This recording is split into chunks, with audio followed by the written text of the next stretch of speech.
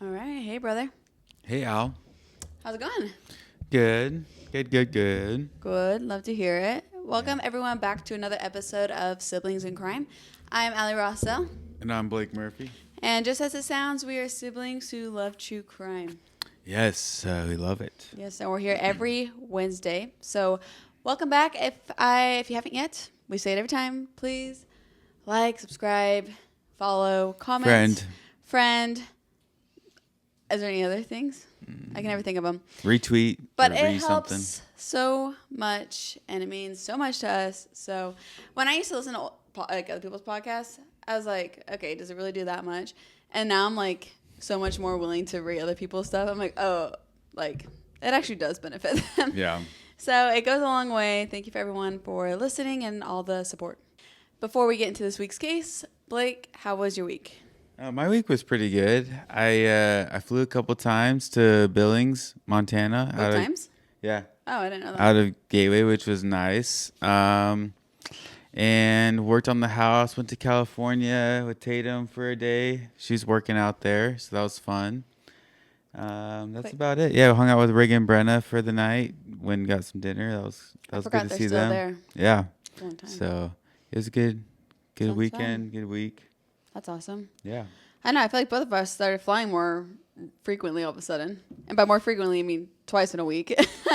But I was actually surprised because I wasn't supposed to go back to Utah until Sunday. Ended up having an overnighter. Was it Thursday night? Mm-hmm. So I got to go up to Utah a little earlier. Took the rest of the week off. So we just got back in town. And then we go to California on Saturday. So anyways, it's going to be back in Arizona. Brett's with me this time. So it's nice. Yeah, I went hiking over the weekend. Knees are starting to get a little bit better, but nice. It's been fun. Your old grandma. Yeah, I'm a little old lady. So hopefully it's on its way up, though. Well, this week's case is kind of frustrating. Okay. I guess I don't know if there's a better word for that, but frustrating to me at least. Some stories don't end when the bad guy gets behind bars. Sometimes they linger. Unsolved. We shall see. Okay. Sometimes they linger in the spoken and unspoken tension between family members and the results of parole. At Horseshoe Lake, Arkansas, a woman lost her mother and cousin in a single violent morning. And for most people, that would have been the end of the story. But for Martha McKay, she believed in something that most people can't really understand to the extent she does, but it's the power of grace. She believes some people could change, and she believed in letting go of the past. And because of that, this story lives on. So you ready for this? I'm ready. Let's roll.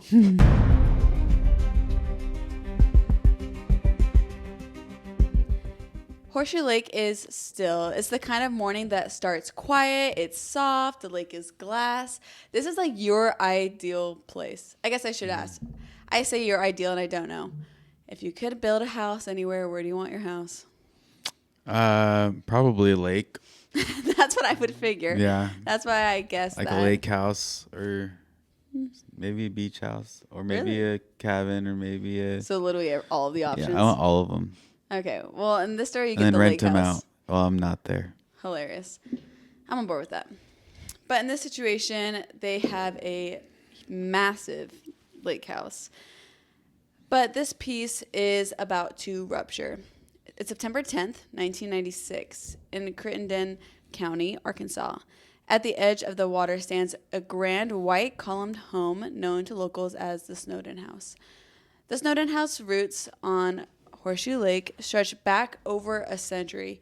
Literally in 1919, with Colonel Robert Bogardus Snowden, he was a Civil War veteran and a successful Memphis businessman.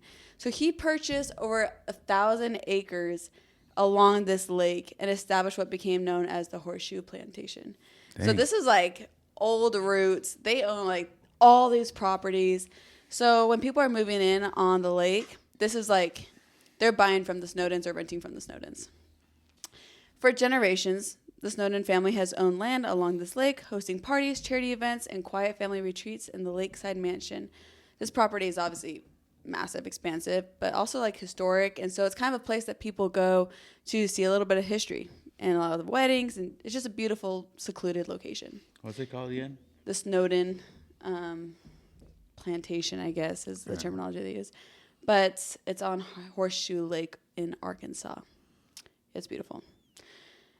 This morning, a neighbor notices something strange across the lake. It was smoke. It was rising from the back of the house. Scary. Within minutes, first responders are on their way, which is awesome to have such diligent neighbors. I'm like never looking out the window. But maybe if we had a beautiful view, I'd be doing it more so. But when you see smoke, you're like, oh, I wonder where that's coming from. Right. And it's easy to see. It's harder to see when the houses are so close, I think. That's true. But if like the next door neighbor was on fire, you'd probably notice. That's fair. That's probably true. Or across the lake. street, yeah.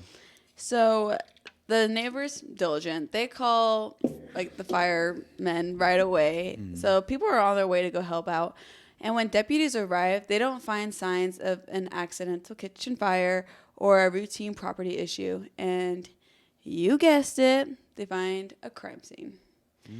Kind of sounds familiar like we did like 2 weeks ago, but it's going to be a very different case than what we did. Inside the home are the bodies of 75-year-old Sally Snowden McKay and her 52-year-old nephew, Joseph Lee Baker, who goes by Lee. So this lady's old. She's old. Yeah. I mean, this home's been in the family for generations, so we got some older people living here. Both had been shot, and a small fire was intentionally set, smolders near the back of the house, likely an effort to destroy evidence, as you would imagine. What year is this? We're in 1996. Okay. Yeah. And so this scene is grim, as you can imagine. No one wants to walk into this. And these are kind of like local celebrities. Like, these people are well known in the area. They've been there for a century. So nothing of value at first, is what they can tell, is missing. And so they thought maybe it wasn't a robbery. And of course they have to do the routine checks. Like, I don't know if they have television. Of course they probably did. 1996. I was thinking 1919 when they got the plantation. This is 1996. They'll have a TV, radio, all the things, I'm sure. And none of it is noticeably taken. And for investigators, there was no clear suspect because, like I said, these people were like loved. They were well known. Sally was a well-known accountant and a longtime steward of the Snowden property. She was a widow and wildly respected. Lee Baker, the nephew, was a gifted blues guitarist and schoolteacher in Memphis, known for his music, his warmth, and his family ties. So these people are like involved in the community. This family had been here for literally generations, and the pressure built up quick to find out who could have caused such a disaster. So they start doing the whole process, scrambling for leads, and their first step always start close. The Snowden estate is large, and a number of families live and work on the surrounding lands. So, like, for example, they have a bunch of houses along the lake or whatever, and they'll have their gardeners, their housekeepers, like, staying on properties along the lake with them. Nice. Over the years, the Snowdens had allowed these caretakers to live in these homes to be close, but there obviously, like, is not just the housekeepers close by. You also have like kind of random neighbors that have been buying properties throughout the years. When going through the routine sweep of neighbors to see if anyone saw anything, we got one eyewitness of something suspicious. This witness tells police that early on that same morning, so September 10th, 1996, they saw Sally McKay's car speeding down the road right past their house, and all they could tell was that there was 2 young black kids inside. I say kids, young. So, of course, they started pulling police records of people in the Horseshoe area and surrounding towns, trying to see if they can find anyone that kind of matches that description. Maybe they have a record of some sort. And this is when they come across a 20-year-old male named Edric Smith, who had... Why were they in her car? That's why they're like, that's weird. Yeah. They don't know. So they're like, I'm pretty sure I saw Sally's car. Also, I'm like... Oh, Sally wasn't in the car? She wasn't in the car. Oh. Yeah. I thought she was just driving him. Oh, no. She wasn't in the car. There's just 2 other men in the car. Oh. So they thought it was weird. I am Is the so car unobservant. missing right now? What? Is the car missing right now? So the car... no, actually. Oh, it's there. So they're like confused. Like, okay, who were these people? Because did they go on a joyride? Did they bring the car back? unsure of how they play a role. Maybe they went on a joyride, Okay. dropped the car back off. The people caught him. They were scared, shot him. That's a good one. Yeah. Maybe. So what they find is that... Or they just took a joyride on the wrong day. They just happened to steal the car for like an hour and the family's murdered inside the house. They're like, oh, no one's been outside for a while. Like, I don't know. That's a scary thought. Yeah. But because of that one eyewitness, they were able to pull like all the old police records of everyone in the area, see if anyone had a record. So they come across Edric Smith, who had a pretty colorful rap sheet. Nothing like murder. Like, he wasn't in jail or anything. But he had some like petty crime. Mm-hmm. And it was enough for the police to want to talk to him more as a person of interest. And so what really draws their attention is how well Edric would know the Snowden house. Because Gladys Lewis was a housekeeper that lived on that property just a few houses down, and Edric was her son. So he had reasons to go in and out of this house. Like, his mom was a housekeeper for them. They've been on the property forever. Very familiar with the area. Yeah. A little too familiar. Yeah, he like knew the layout, their routines. It's a little fishy. He knows the valuables in there, even though nothing was stolen. Yeah. So why would he want to go in there? Yeah, that's a good point. Like, what's the point of going in if you're not going to steal anything, I guess? Yeah. For these guys. Or joyride. Maybe he just wanted a joyride. He's like, let me just please have one ride in your car. Yeah, so officers like bring him in quickly, as you can imagine. They want to get talking to this guy. And right off the bat, they're collecting thumbprints, palm prints, hair samples. In the house? Or from They're him? Collecting him, yeah. Oh, okay. So they're just like telling him to give him their prints. And they were like running like a pretty aggressive interrogation with this guy. And this is what Edric said in his own words about this specific interview. I'm there at the house. I had my daughter. And I see like 4 or 5 cars pull up on the side. They took me in to the city hall there in Hughes, Arkansas. They got my thumb print, they got my palm print, and they took a piece of her. And they gave me a polygraph test. They was aggressive. They said, we think it's you, we think it's you. I was like, wow, they was trying to put it on anybody. They said some nice people got killed on the lake, and somebody gonna go down for this. I wonder in that time if they took polygraphs more seriously. Because I know right now it's more so just to see if the person like just confesses. Right. See if they like just crack have under a little pressure. Yeah, have a little. But they're not pressure.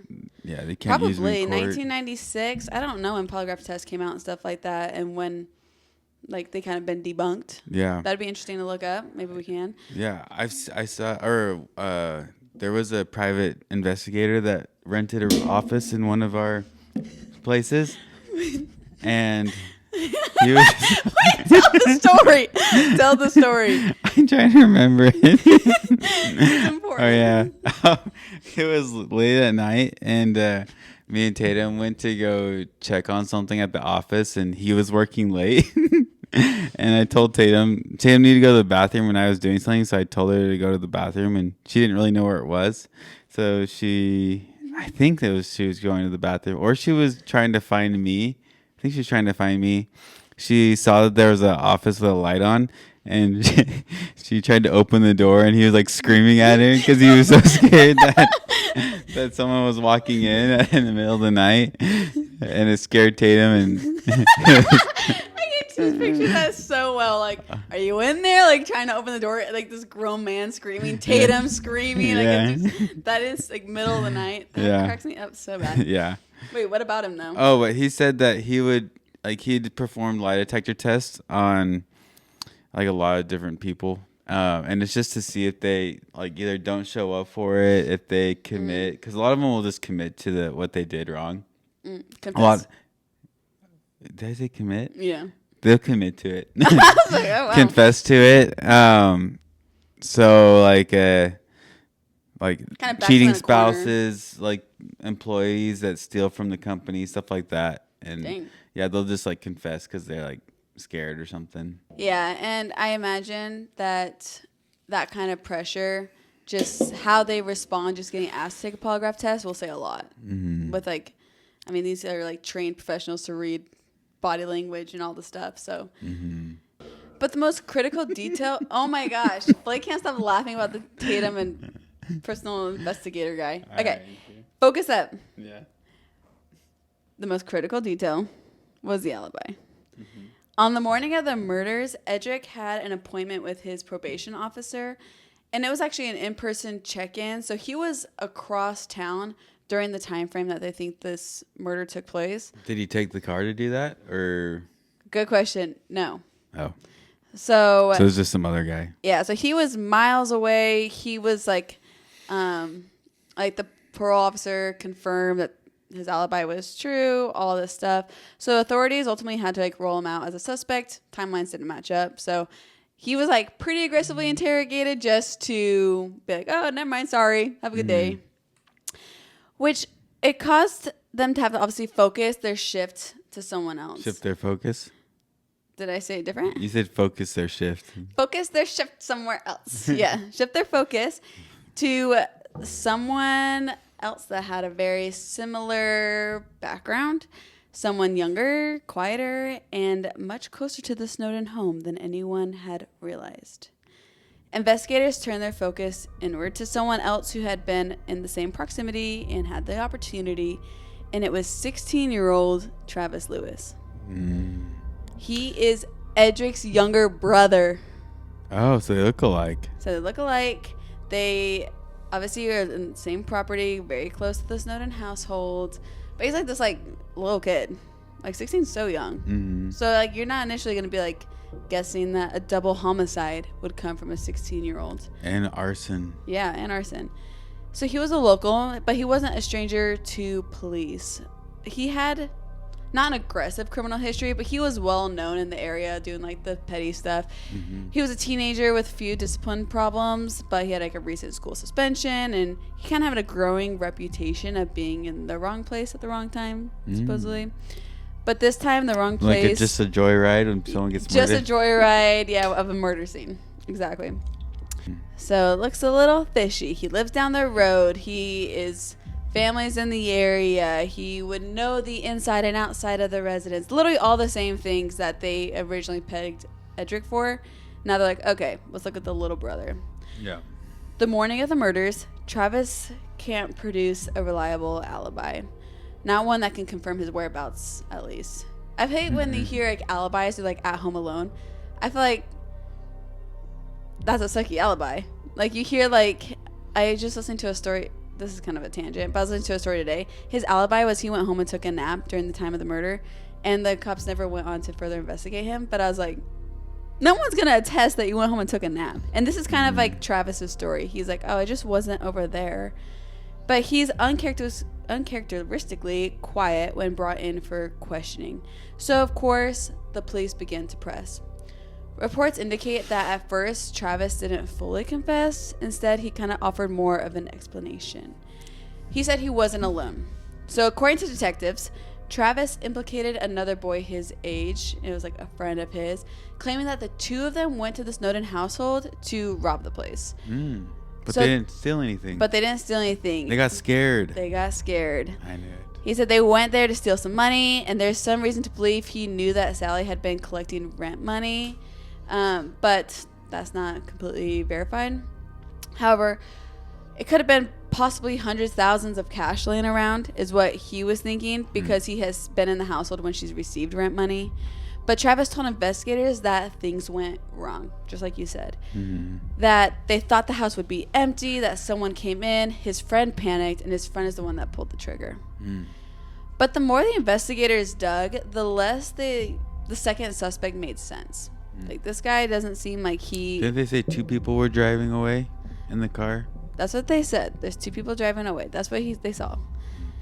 The friend that was never really named publicly, depending on the source, I don't want to like drop a name and it's like not the right thing, so I'm going to leave his name out of it. He was never questioned, never interrogated, never charged. He's like, whew. I know, he's like, that was a close call. I don't know why they're not calling me. I know. He's like, oh, Travis, don't call me anymore. Yeah. And so it soon became clear that whether or not someone else had been there, it seemed clear to everyone there that Travis was actually the one that pulled the trigger. How? Just because of Travis's confession. Oh.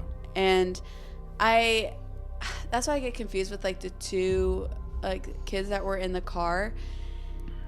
It seems to me like they should have gone further into the second suspect, but they don't. And so the case against him, of course, grew. Circumstantial evidence was mainly the leading drive. His knowledge of the home, the presence in the area, his lack of an alibi, the failed attempt to destroy evidence by setting fire to the back of the house. All of it kind of pointed to Travis. They must have found further details that wasn't in the police reports that had him more linked to it, because all that was available is more circumstantial. He confessed. It's him. That's it. Eventually, the defense and prosecution actually struck a deal. Rather than face trial, one that might result in a life sentence, maybe potentially the death penalty, Travis Lewis pleaded guilty to 2 counts of murder.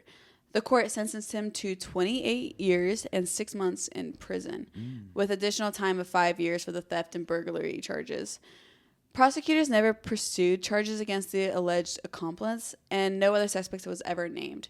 So that's why I don't bring up his name. They must have more information than I have. For whatever reason, it's only Travis. But he was only 16 years old. He was literally a kid, but he was tried as an adult. And just like that, a rural Arkansas town left with 2 people dead, a child behind bars, and a family property forever tainted by blood. Dang. But the story's not over. How the story ends is what got me so intrigued with this story, and this is where I'm like, this is kind of a frustrating Is case. it another ghost? It's a ghost. I will not get over that case. That was so interesting. That was weird. So let me ask you this. Okay, so 28 years and 6 months. Do you think that's a fair trade-off for a double homicide? I don't know. Don't do this to me. Yeah, you're like, sure. I mean, because he was only 16. Yeah, it's like, a long time. That's a long time. But he did kill people, so. Right. And so, like, that's what they're trying to identify. Like, okay, was he young and scared? Like, one freak thing? Was it more calculated? Like, it's hard to especially kind of, like, judge a young kid and their actions. Because this one person, perhaps the person most wounded by the events of that day, wasn't satisfied with that punishment. She believed in something bigger. She believed in forgiveness, and her name was Martha McKay. This is the daughter of the one who got murdered. So Sally's daughter is Martha, and the cousin of the nephew, obviously. And she was not satisfied with this sentence. I feel like so often you hear, like, families are like, no, that is not a harsh enough sentence, you know, and like you want them behind bars forever. Martha is not that person. She said he's 16. That's way too long. So she didn't go into the whole bitterness. I mean, I'm sure she grieved and felt sorrow, but she didn't kind of attack Travis for retribution. She took a different path, one guided by something most people can't understand, and that is forgiveness. What's your stance on forgiving someone who murdered your family? I bet it helps her. Well, you specifically. Oh. Say me and mom got murdered. How are you handling that? I'd be mad, obviously. But I think eventually forgiveness is the only way to kind of heal. Yeah. Yeah. But it'd be rough. Yeah. I think there's a difference between... And it's hard to know how you'd feel. Yeah. I think most people wouldn't forgive. Yeah. For a long time. Yeah. I feel like that's the natural response. Like that. I think it just stems from so much pain. And I can totally understand that. I have a lot of respect for Martha for being able to kind of have this kind of crazy perspective. But there's obviously boundaries that got to be set with forgiveness. Martha had grown up in around Horseshoe Lake, but her life took her far away from Arkansas as she was growing up. In the years following her mother's murder, though, she joined a Buddhist monastery. And so she became Buddhist. So that's like probably a very big factor of why she was okay to forgive. Yeah. And she was immersing herself in like this spiritual discipline and introspection and the teachings of mercy. So she was learning all these like hard heavy hitter morals, like traits. And those years changed her life. She softened her, it softened her in some ways that, like, few things can soften a person like that. But also gave her a bit of clarity that few could grasp. When she returned to the Snowden house in early 2000s, she didn't come back just to live in the past. She came to rebuild it. That being said, Martha oversaw a full renovation of the estate. She was restoring the grand southern home to its former beauty. She began using it for yoga retreats, and it was for weddings. Southern home is what it's called? Yeah, and so stunning. It was like for spiritual gatherings. In fact, it like became a bed and breakfast. And so this was like a rich area that's very expensive to stay at this bed and breakfast. And it just became this very beautiful property that was like an honor to visit type of thing. And it had like this like crazy history now with the double homicide that people wanted to come and kind of pay their respects to the previous family that lived there. The same halls where her mother was murdered became a place of peace and community finally once again in the early 2000s. And then somewhere along that path, whether out of compassion, curiosity, conviction, Martha did something that stunned even her closest friends. And she reached out to Travis Lewis. Like when he was pretty. Yeah, stunning, right? Yeah. We'll have pictures up throughout the whole podcast. It's a wedding venue? Yeah, it's a wedding venue as well. That's cool. Yeah. And so she reached out to Travis while he was still in jail. I don't know if I'd be brave enough to do that. Yeah. She's got it all. So they began exchanging letters. Martha wasn't just checking in. She was actually seeking something a little bit deeper than that. It was an understanding of how someone so young could commit something so horrific. She wanted to believe that he could be redeemed. She wanted to kind of dissect, almost not convert, but like kind of have a better understanding so that he can be cleansed, I would say. And over time, it worked in a sense. In 2018, Travis Lewis was granted parole after serving over 2 decades in prison. So he was now 38 years old. And when he re-entered society, it wasn't at a halfway house. It wasn't in a distant city. It was Martha. Dang. She welcomed him back to Horseshoe Lake. That'd be crazy. She even hired him to do odd jobs, maintenance, yard work, all the things that he was doing, his family was doing previous, on the property that he committed this crime almost 3 decades earlier. Yeah. That's weird. That's wild. See, that's what I'm saying is But like there's forgiveness, but Yeah. that's People like the can next change step. in prison, though. Yeah, I mean, And he didn't probably plan to kill people.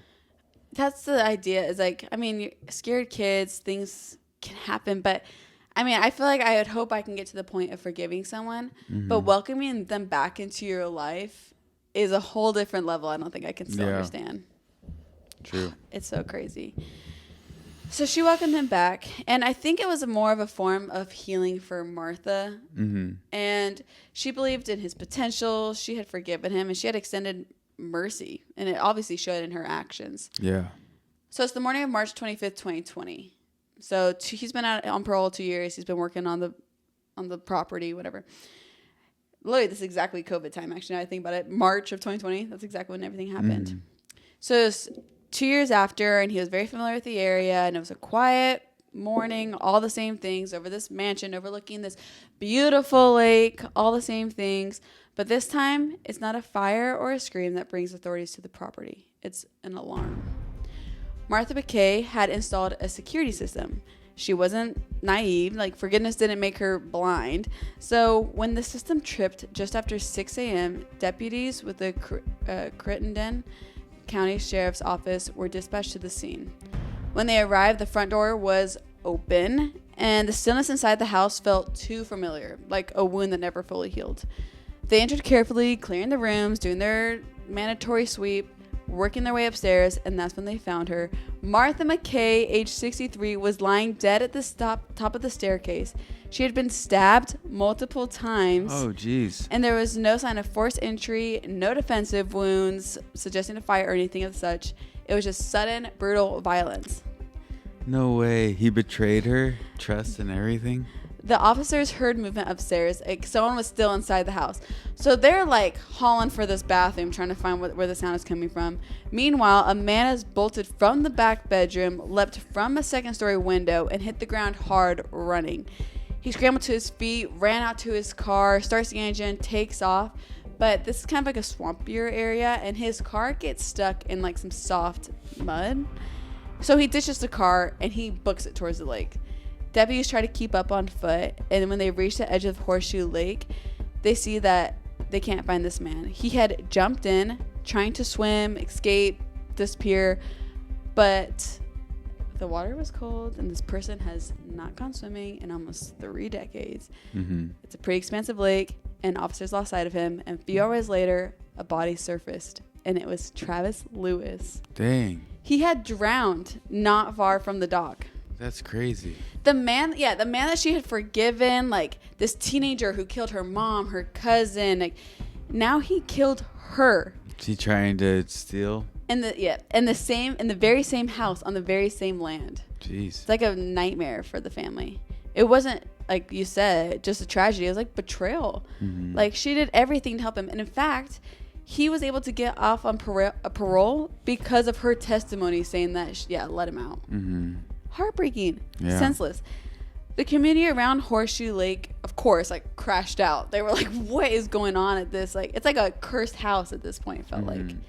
Many hadn't even known that Travis was working for her. So when all this came out, they're like, what is going on over there? Like, let alone, obviously, welcome to the property. Some couldn't believe that she had taken that risk and thought it was, like, foolish. Others saw it as just a tragic cost of unshakable faith and repentance. Mm-hmm. But no one argued, that he could repent. Oh, yeah. Yeah, but forgiveness. No one could argue about the heartbreak. It was devastating. Because now 3 members of the Snowden family had been murdered by the same man on the same land. And it was over. Not with a trial or a sentence, but with a body in a lake and a question no one could answer, which was why? Like all these years later, like these people showed him so much love and grace. And like you said, like you were saying, like, was he trying to rob? This is like the most popular speculation. This is kind of how they see it went down. Obviously, no one can attest, but this is what they think. In the days following Martha McKay's murder, investigators floated the idea that maybe it was robbery, kind of like the same idea that happened 3 decades earlier, because just days before his death, Martha had sold an antique chandelier from their gorgeous, stunning home, valued to be an estimated $10,000 to $14,000. Martha believed that he stole that money because once the transaction happened, she had put her money in a drawer, came back, money was gone. And of course, she's like, Travis, did you steal my $14,000 that was in the drawer? Mm-hmm. And when she confronted him, I guess it went fine, but Martha did end up firing Travis just days prior to the murder. And it's sad because even Gladys, so Travis's mom, had warned Martha that she's noticed that her son seemed to be slipping back into his old ways. So before he ever stole, before he ever committed murder, she was warning her, like, maybe keep your distance from this guy. Hence why Martha had installed that silent alarm that was like an electric system. Yeah. And so... It's a silent alarm? Yeah. It's kind of cool. Yeah. So she had like her little red power button that immediately signaled to the police that it wasn't like an alarm blaring in their house. Yeah, but I wonder if an actual alarm would have caused them to run. That's true. And not kill her. That's a good point. So it's like so sad because obviously the fall from trust may have been like this catalyst of him betraying her. So like she lost trust in him. She fired him. Now he's mad. And so like that had to have been the trigger, we would imagine. It's unclear if Travis came back after he got fired to try and rob her again, or if maybe it was just out of pure anger. Mm-hmm. Either way, he knew how to get in the house. He knew where she'd be. What we do know is that when he encountered Martha, she had time to hit her silent alarm before the sudden and violent confrontation. There was no sign of forced entry, and nothing else in the home appeared disturbed, suggesting that Travis may have entered quietly, searched for cash potentially, and then again either panicked or this time it seemed more out of spite. Because the first 2 murders were just like a single gunshot wound to both of them. This was a multiple stabbing for Martha. Which, how could he have so much hatred for someone that was like such your advocate to get you out of jail? Horrible. Yeah. Whether premeditated or impulsive, the theory that this was a robbery turned homicide is, of course, the most widely accepted theory because we know his history. For some, it raised questions about the parole system, like how a convicted double murderer can just be released and return to the original crime scene. However, Martha herself was the primary reason, I would say, that he came out. So, like, a lot of family members had a really hard time that she was so welcoming. She was the only one, really, that was like, yeah, Travis, like, come out, like, get out of jail. She thought that, I think she was a big believer that there was a second person, and maybe, because he kind of told her that he would hold his innocence, that his friend is the one that shot her family. Yeah.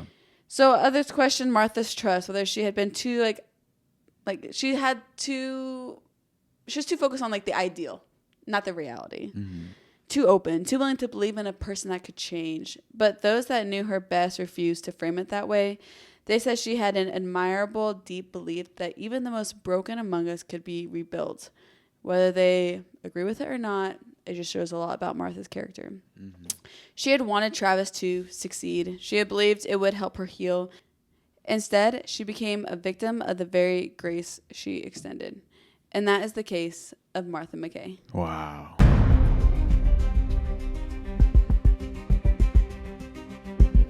That's you weren't crazy expecting that second time around, huh? No.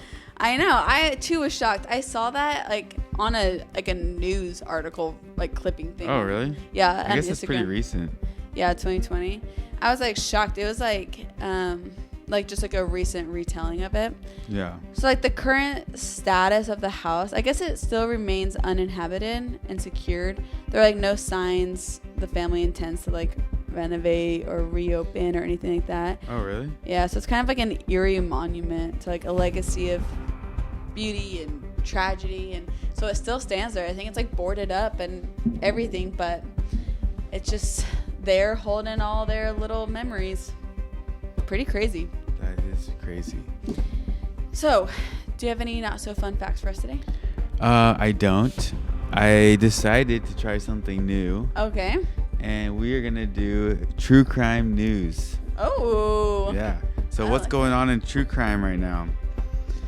All right. So we're going to start with Arizona. Makes sense.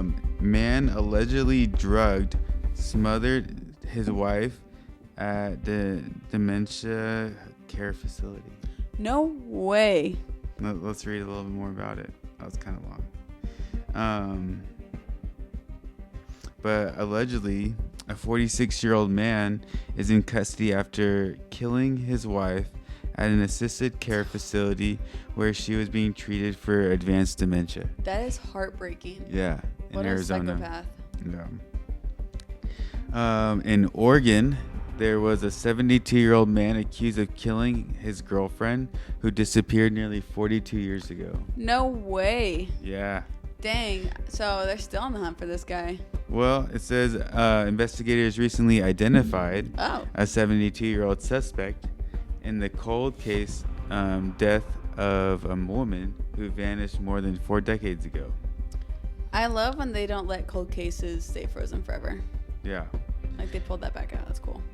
Yeah, it says according to the Josephine County Sheriff's Office, 27-year-old Teresa was last seen July 1983 with her boyfriend Mark, who was 29 at the time. They were reported walking into a wooded area during a party at the river. Dang. So that was her last known what is it called? Sighting. Sighting, whatever. Yes. Wow. All right, for another one, a Michigan man. Boo, Michigan. Yeah, Michigan dad accused of beating, choking son until he passed out because he fell asleep on the couch. No way. Yeah, that's crazy. Death to him, honestly. That's a little hot take, but. Yeah.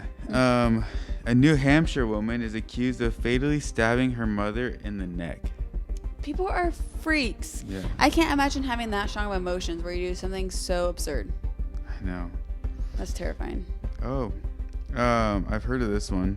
So, a funeral home owner in Denver who left nearly 190 bodies in a building and sent fake ashes is sentenced for wire fraud.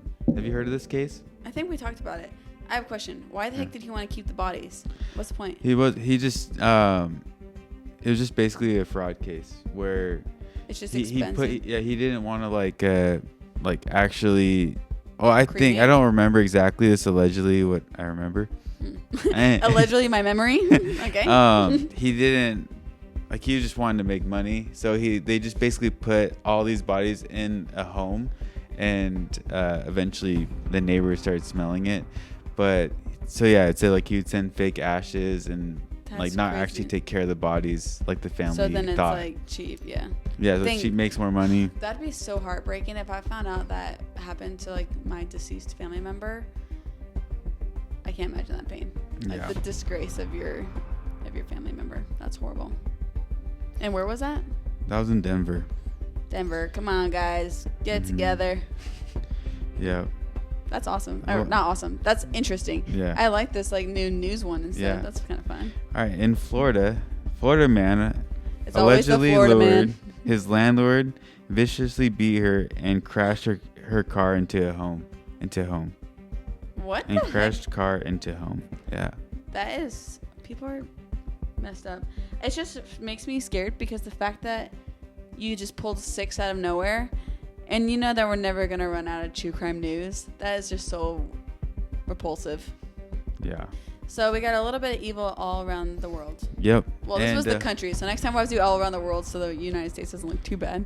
Well, this is off of True Crime News. It's a website people can go on and just see the different true crime stuff going on. So I'm going to start doing that more often and maybe telling more about each story. On TikTok? Maybe on TikTok. And I've been on here. asking him. I feel like that'd be great. Your little segment about true crime today. Yeah. I think that'd be great. Anyways, there's some crazy people out there. So stay safe, stay diligent, and we will be back next week with another episode of Siblings in Crime.